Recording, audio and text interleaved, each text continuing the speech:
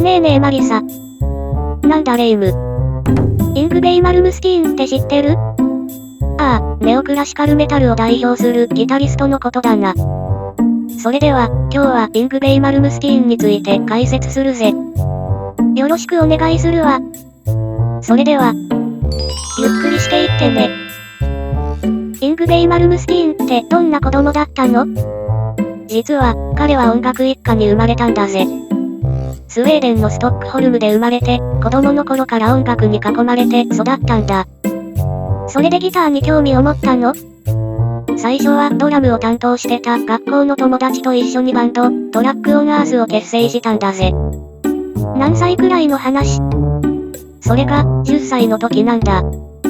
しかも、12歳の時には母親の旧姓を取って、名前を、マルムスティーンに変えたんだぜ。自分の名前を変えるって、結構大きな決断だよね。何かきっかけがあったのかしら？そうだな、彼は若い頃から、クラシック音楽に影響を受けていて、特に19世紀のバイオリニスト、ニコロ・パガニーニに強い影響を受けていたんだ。名前を変えることで、自分のアイデンティティを確立したかったのかもな。バイオリンの影響？ギターを弾く人なのに、バイオリンに影響を受けるって珍しいわね。ああ、マルムスティーンのギタープレイは、クラシックバイオリンのテクニックを取り入れているんだ。だから彼のスタイルは、一般的なブルースやリッチー・ブラックモアからの影響じゃなくて、クラシック音楽から来てると本人は公言しているんだぜ。じゃあ、ジミ・ヘンドリックスの影響は？意外かもしれないが、マルムスティーン自身はヘンドリックスの音楽には影響を受けなかったと言ってるんだ。ただし、1970年にヘンドリックスが亡くなった時、そのニュース映像を見て、ギターを壊したり燃やしたりするシーンが、すごくクールだ、と思ったらしいぜ。そのシーンって、モントレーポップフェスティバルの映像よね。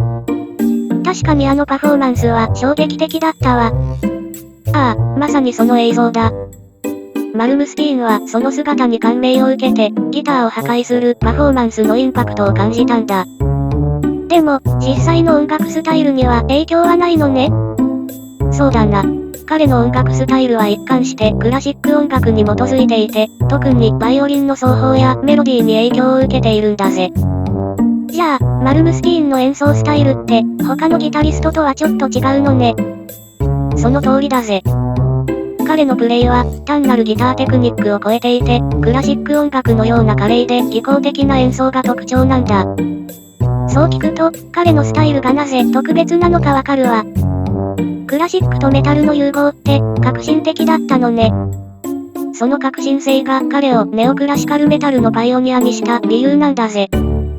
クラシックの音楽や奏法に影響を受けたロックギタリストなんて、あまり聞かないものね。ああ、彼は若い頃からその独自の道を進んできたんだ。まさに自分だけのスタイルを作り上げたと言えるな。じゃあ、マルムスティーンの少年時代から、その才能はずっと磨かれてきたのね。その通りだぜ。少年時代からクラシック音楽への情熱を持ち、ギターという楽器を通じて自分の音楽を表現する道を選んだんだ。彼の音楽に対する情熱と努力が、今の成功につながっているのね。そうだぜ。彼は自分のスタイルを信じて、他の影響に流されずに独自の道を切り開いてきたんだ。イングベイ・マルムスティーンの少年時代を知ると、彼の音楽がどうしてあんなに独特なのか、よくわかるわ。ああ、彼の音楽の原点はここにあるんだ。これが彼のスタイルの基盤となり、世界中で支持される理由なんだぜ。イングベイ・マルムスティーンのキャリアは、1980年代に大きく飛躍したみたいね。最初のきっかけは何だったの？1982年に、彼のデモテープがマイク・バーニーに届いたのが最初の大きなきっかけだったんだ。バーニーは、シュラプネルレコードの創設者で、すぐにマルムスティーンの才能を見抜いて、アメリカに呼び寄せたんだぜ。彼のギターの技術に感動したんでしょうね。それからすぐにデビューしたの？まずは、スティーラーというバンドでアルバムをレコーディングしたんだ。その後、1983年にはグラハム・ボネットと一緒にアルカトラスというバンドにも参加して、彼のデビューアルバム、ノーパロール・フロム・ロックンロールをリリースしたんだぜ。でも、アルカトラスをすぐに辞めたんじゃなかった？そうなんだ。ボネットと意見が合わず、ライブ中に衝突してしまい、バンドを解雇されてしまったんだ。でもそれが結果的に、彼がソロキャリアに進むきっかけとなったんだぜ。で、ライブ中にその後アルカトラスはどうなったの？イングベイの代わりにスティーブ・バイがオーディションを受けてから加入したんだぜ。そのオーディションにはクリス・インペリテリもいたみたいなんだぜ。クリス・インペリテリってものすごい、早弾きをする人よね？そうだぜ。スティーブはクリスのプレイを聞いて、これは彼に決まりだなと思ったらしいぜ。だが、バンドはスティーブを選んだんだ。それはすごい話ね。ああ、この二人は今後取り上げる予定だから、ぜひチャンネル登録をして期待していてほしいんだぜ。楽しみね。イングベイのソロキャリアのスタートは、ライジングフォースってアルバムよね？そうだぜ。1984年にリリースしたこのアルバムは、もともとインストゥルメンタルのプロジェクトとして始まったんだけど、結局ボーカルも入れて、アルカトラスを離れた直後にソロアーティストとしての道を進むことになったんだ。ライジングフォースはどう評価されたの？これが大成功だったんだぜ。ビルボードチャートの60位にランクインして、グラミー賞のベストロックインストゥルメンタルにもノミネートされたんだ。ギタープレイヤー誌でもベストロックアルバムとして評価されたぜ。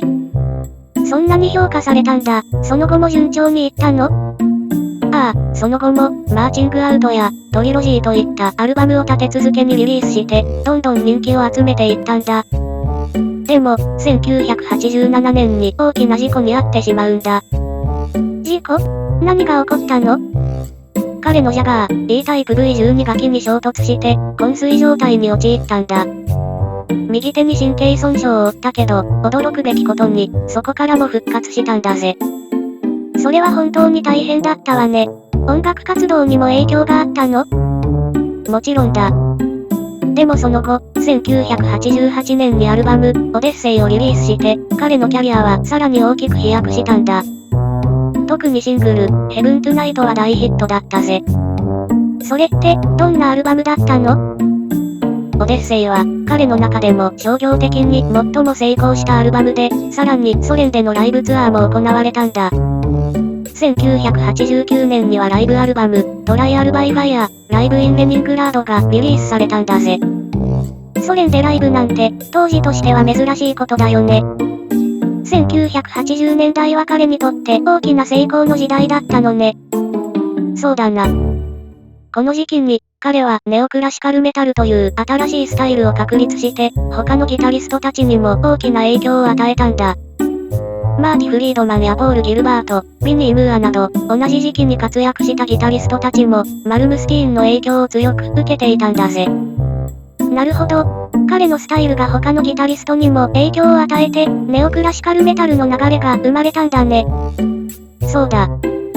そして1988年には、フェンダーからマルムスティーンのシグネチャーモデルのストラトキャスターが発売されたんだ。このモデルが発売されたギタリストは、エリック・クラプトンとマルムスティーンの2人だけだったんだぜ。それはすごい名誉だね。クラプトンと並んでシグネチャーモデルが出るなんて、どれだけ特別かがわかるわ。ああ、まさに彼のギタープレイが認められた証拠だな。1980年代は彼にとって成功の象徴となる時期だったんだぜ。なるほど、事故やバンドからの解雇など、大変なこともあったけど、それでも彼は成功を収め続けたんだね。そうだな。どんな困難も乗り越えて、自分の音楽を追求し続けた結果、1980年代に彼はギターヒーローとして不動の地位を築いたんだ。1990年代のイングベイ・マルムスティーンはどうだったの？この時期、イングベイはヨーロッパとアジアでの成功を維持してたんだが、アメリカではメタルの人気が少しずつ下火になっていったんだ。それでも1990年には、エクリプス、1992年には、ファイヤー&アイズをリリースして、特にアジアでは大きな人気を誇っていたぜ。でも、アメリカではその頃どうだったの？アメリカでは、ネオクラシカルメタルやシュレッディングといったジャンルが流行遅れとみなされてきたんだ。そのため、イングベイはヨーロッパやアジアに注力して活動を続けたんだ。それでも彼は精力的に活動を続けたのね。その後も1994年に、セブンスサイン、1995年に、マグナムオーパスといったアルバムをリリースして、元ラウドネスのボーカリスト、マイク・ベセーラと一緒に活動していたんだ。なんか、90年代のマルムスティーンも、順風満帆だったように聞こえるけど、何かトラブルはなかったの？実は1993年に、マルムスティーンの未来の義母が彼を銃で脅したとして告発する事件があったんだ。義母は彼の婚約に反対していたんだが、その告発は後に取り下げられたぜ。そんなことがあったの？でも、その後も音楽活動は続けられたの？彼は日本のレーベル、ポニーキャニオンと契約して、ヨーロッパと日本では依然として大人気だったんだ。アメリカではどうだったの？ファンは減ってしまったの？アメリカでも根強いファンはいたけど、全体的には少し減少していたんだ。それでも、彼は世界的には絶大な支持を得ていたんだぜ。1996年のアルバム、インスピレーションはどんな内容だったの？インスピレーションは、彼の過去のボーカリストであるジェフ・スコット・ソートやマーク・ボールズ、ジョーリン・ターナーをフィーチャーしたカバーアルバムだぜ。これは、彼が影響を受けたアーティストに対するリスペクトを表現する作品だったんだ。昔の仲間を呼び戻して一緒に演奏するって、なんだか温かいわね。その後も、1997年には、フェイシング・ジ・アニマルをリリースして、コージー・パウエルという有名なドラマーと一緒に活動したんだぜ。ボーカルにはマッツ・レベンが加わっているんだ。なんだかメンバーも入れ替わっているみたいね。バンドの変化が多かったの？そうだな、90年代は特にメンバーチェンジが多かった時期だな。でも、その度に新しい才能を取り入れて、彼の音楽を進化させていったんだ。その後もライブ活動は続けたの？もちろんだぜ。1998年には、ダブルライブというライブアルバムをリリースしているし、スタジオアルバムとしては1999年にアルケミーをリリースしたんだ。このアルバムでも、再びマーク・ボールズがボーカルを担当したんだ。1990年代もずっと活動を続けていたんだね。彼の人気が日本やヨーロッパで根強かったのがわかるわ。特に日本では彼のギターテクニックが絶大な支持を得ていたんだ。ファンはインクベイの独自のスタイルを愛していたんだぜ。90年代を通じて、彼は音楽業界で独自の地位を築き上げたのね。そうだな。アメリカでは一時的に人気が落ちたかもしれないけど、彼はその間も世界中でファンを獲得し続けたんだ。そして何より、自分の音楽スタイルを一貫して貫いてきたんだぜ。イングベイ・マルムスティーンは、1990年代にたくさんのプロジェクトに参加していたみたいね。どんなプロジェクトがあったの？そうだな。1996年には、元バンドメンバーのジェフ・スコット・ソートとマルセル・ジェイコブと一緒に、ヒューマン・クレイというアルバムを作ったんだ。彼はその中でリードギターを弾いていたぜ。それって、彼がメインでやってたプロジェクトなの？いや、彼のメインプロジェクトじゃなくて、他のアーティストとコラボして参加した形だな。さらに、ディープパープルのトリビュートアルバムにも参加して、スモーク・オン・ザ・ウォーターと、ブラック・ナイトのギターソロを演奏したんだぜ。ディープパープルのトリビュート？彼もディープパープルから影響を受けていたのかな？それが面白いところなんだが、彼はディープパープルのギタリストであるリッチー・ブラックモアにはあまり影響を受けていないって言ってるんだ。でも、ディープパープル自体には深い敬意を持っていて、トリビュートアルバムに参加することになったんだぜ。しかも、その時の名前は、ラース・ワイ・ラウダムブっていう別名を使ったんでしょ？なんで？そうなんだ。それは契約上の問題を避けるためだと言われているな。彼の本名ではなく、別名で参加することで、そういったトラブルを避けたんだ。それってちょっと面白いエピソードね。他にはどんな活動をしていたの？他にも1997年には、サクソンのライブアルバム、イーグル・ハズ・ランディング、パート2で、曲、デニム&レザーにゲスト参加しているぜ。これもライブでの特別参加だな。1990年代後半にも、まだまだ活動してたのね。その年の後半には、ジェンス・ヨハンソンやアンダース・ヨハンソンという元バンドメンバーと一緒に、ヨハンソン、ソニック・ウィンターというアルバムを作ったんだ。そその中で、エニグマスイートや、オールオポッサブルサムズという曲に参加しているぜ。昔の仲間と再び一緒に演奏するって、何か特別な感じがするわね。そうだな。音楽業界ではメンバーの入れ替えや別々の道を歩むことが多いけど、こうして再び一緒にプロジェクトを作るのは特別な経験だと思うぜ。イングベイはソロ活動だけじゃなくて、いろんなプロジェクトに参加していたのね。その通りだぜ。ソロアーティストとしての成功を維持しながらも、他のアーティストとのコラボレーションやサイドプロジェクトで常に新しい挑戦を続けていたんだ。イングベイ・マルムスティーンの2000年代ってどうだったの？ 2000 年代は彼にとって大きな進化と挑戦の時期だったんだ。まず、アメリカのレーベル、スピットファイアと契約して、1990年代のカタログを初めてアメリカ市場にリリースしたんだ。その中でも、彼が最高傑作と称するエレクトリックギターとオーケストラのための競争組曲が注目されたんだぜ。オーケストラとのコラボレーションって壮大ね。どこで録音したの？それが、プラハのチェコフィルハーモニーと一緒に録音したんだ。クラシック音楽への愛が詰まったアルバムなんだぜ。その後も新しいプロジェクトはあったの？もちろんだ。2000年には、ウォーズ・エンド・オール・ウォーズをリリースしたんだけど、その後、ボーカルのマーク・ボールズがバンドを去って、元レインボーのボーカリスト、ルギー・ホワイトが加入したんだ。ファンからも好評だったぜ。そして2003年には、ギタリストのジョー・サトリアーニとスティーブ・バイと一緒に G3 ツアーに参加したのよね。ああ、G3 はギターパフォーマンスを披露するスーパーグループで、イングベイもそのメンバーとして参加したんだ。このツアーはギター好きにはたまらないイベントだったんだぜ。それ以外にもゲスト参加してたって聞いたけど？そうだな、2003年にはデレク・シェリニアンのアルバム、ブラック・ユートピアや、2006年のブラッド・オブ・ザ・スネークにもゲスト参加している。ここではアルディメオラやザック・ワイルドとも共演しているぜ。すごい顔ぶれね。ところで、アンリーシュ・ザ・ヒューリーってアルバムのタイトルには面白いエピソードがあるんでしょ？ああ、実は1988年に彼が日本行きの飛行機で酔っ払って騒いでたんだ。その時、同乗していた女性が彼に氷水をかけたんだぜ。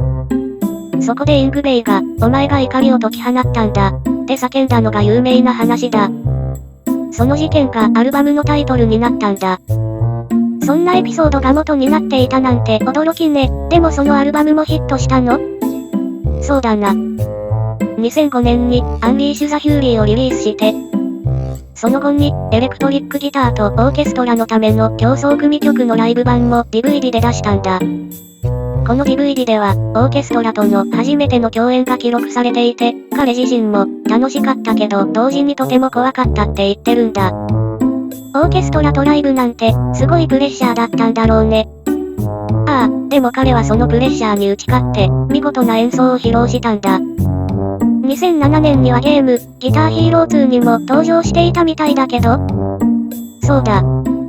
Xbox 360版のギターヒーロー2では、1000回以上連続でノートをヒットすると、イングベイ・マルムスティーン賞がもらえる仕組みになってたんだぜ。ゲームで表彰されるなんてすごいわ。それからボーカリストがまた変わったんでしょ？ああ、2008年にはボーカリストがルギー・ホワイトから元アイスドアーズやジューダス・プリーストのティム・リッパー・オーウェンズに変わったんだ。彼との初のアルバム、パーペチュアル・フレイムが同年にリリースされたんだ。その後、ロックバンドのゲームにも参加したって聞いたけど？そうだな。ロックバンドシリーズで、イングベイの曲、カプリチ・ディ・ディアブロや、ダムネーションゲーム、レッドデビルがダウンロードコンテンツとして提供されたんだ。これもまた彼の影響力を証明する一例だな。2008年も大忙しだったんだね。他には何か面白い活動はあったの？2009年には彼のインストゥルメンタルアルバム、エンジェルズ・オブ・ラブがリリースされたんだ。このアルバムでは彼の有名なバラード曲をアコースティックアレンジで再録していて、全く新しい雰囲気が楽しめるんだぜ。それは聞いてみたいわね。雑誌でも表彰されたって聞いたけど？そうだ、タイム誌が2009年に発表した歴代ベストエレクトリックギタリスト10人に彼が9位でランクインしたんだ。これは大きな栄誉だぜ。それに加えて、ハイインパクトというアルバムも出したのよね。ああ、2009年の最後にリリースされたこのアルバムは、彼のキャリアを総括するようなベストコンピレーションで、特にギターファンにはたまらない一枚だぜ。2000年代も、イングベイはたくさんの活動をしていたのね。ああ、彼はこの時期も常に新しい挑戦を続け、自分のスタイルを進化させ続けたんだ。2010年代以降のイングベイ・マルムスティーンって、どんな活動をしていたの？2010年にアルバム、リレントレスをリリースして、ティム・リッパー・オーウェンズが再び、ボーカルを務めたんだ。さらに、2011年にはアメリカの有名な番組、ジミー・ファロンにも出演して、プロモーションを行ったんだぜ。アメリカでのパフォーマンスもあったの？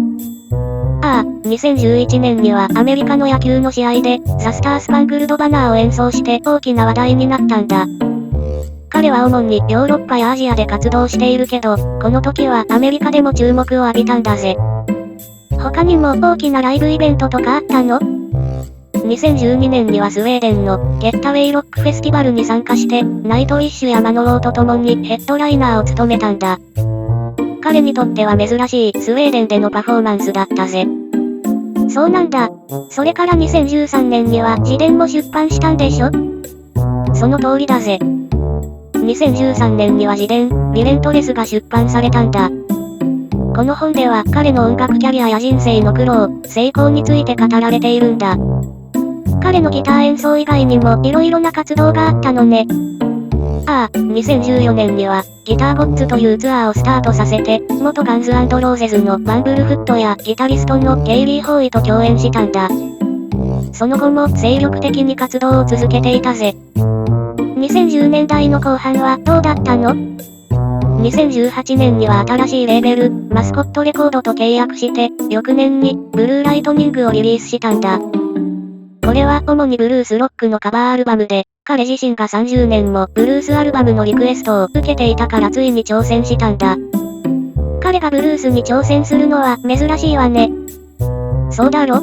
でも彼はブルースの伝統的なパターンにとらわれず、あくまで自分のスタイルでブルースを再解釈したんだ。そして2021年には、パラベラムというアルバムをリリースしたのよね。ああ、その通りだぜ。COVID-19 の影響でツアーができなかった分、彼はアルバム制作に時間をかけることができたんだ。結果的に、彼はこのアルバムに満足していて、自分でも成功だと感じているんだ。それから2023年には、ギターマスタークラスも始めたんでしょ？そうだ、2023年には、トゥルー・ファイアで初のインタラクティブギターマスタークラスを開始したんだ。彼の人気曲を使って、技術や創造的なプロセスを解説する内容になっているんだぜ。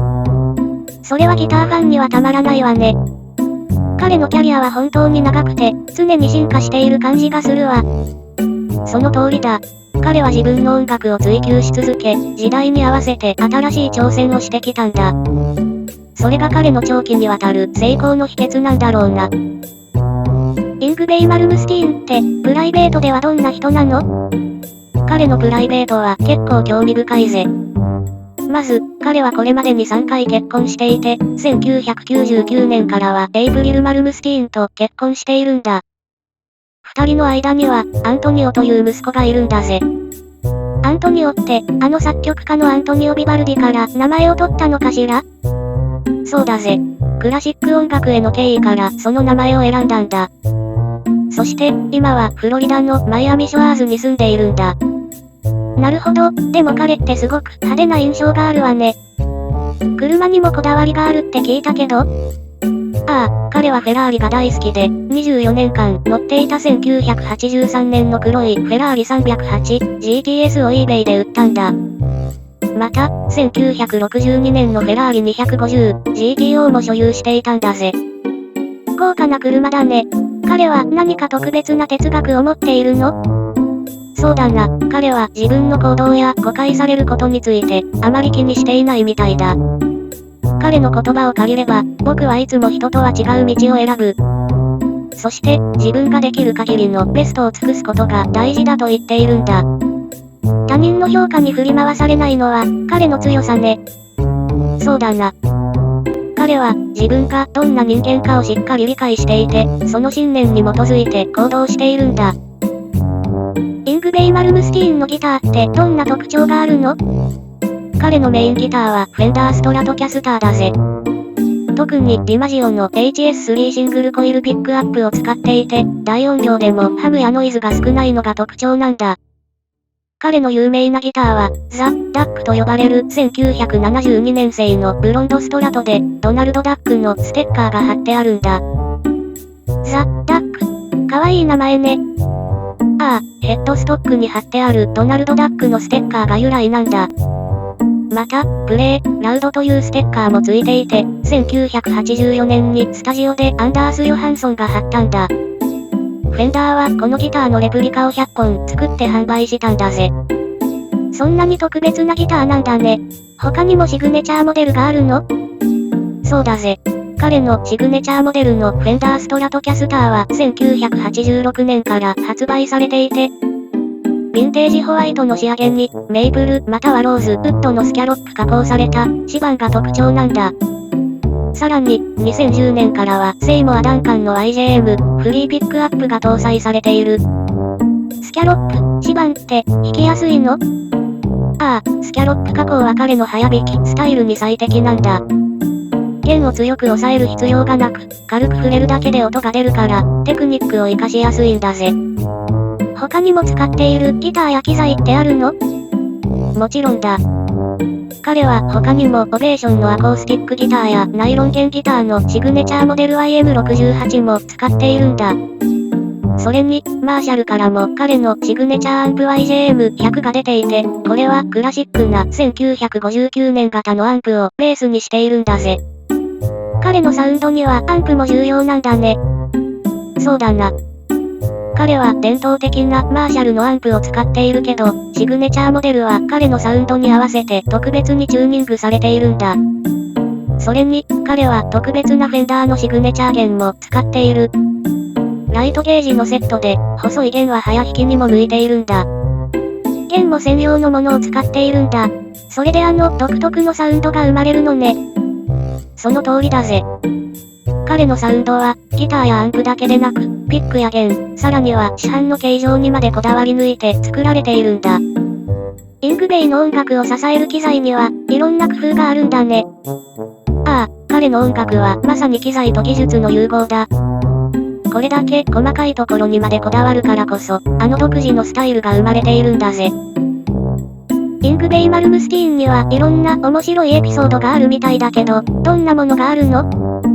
そうだな、いくつか印象的なものを紹介するぜ。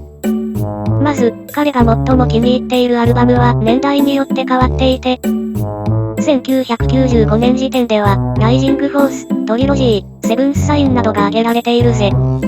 2000年になると、アルケミーや、コンチェルトスイートも加わってきたんだ。自分の作品の評価が変わるなんて、アーティストらしいわね。ああ、それにアメリカで一番売れたアルバム、オデッセイに対しては、実は複雑な心境を抱いているんだ。好きとは言い難い、と本人が語っているんだぜ。それは意外ね。でも、他にもライブの面白いエピソードがあるんでしょ？そうだな、1985年のライブではバンドメンバーから顔にパイを投げつけられて誕生日を祝われたり、1988年には日本に向かう飛行機で、アンリーシュ・ザ・ヒューリーというフレーズを叫んだ事件も有名だ。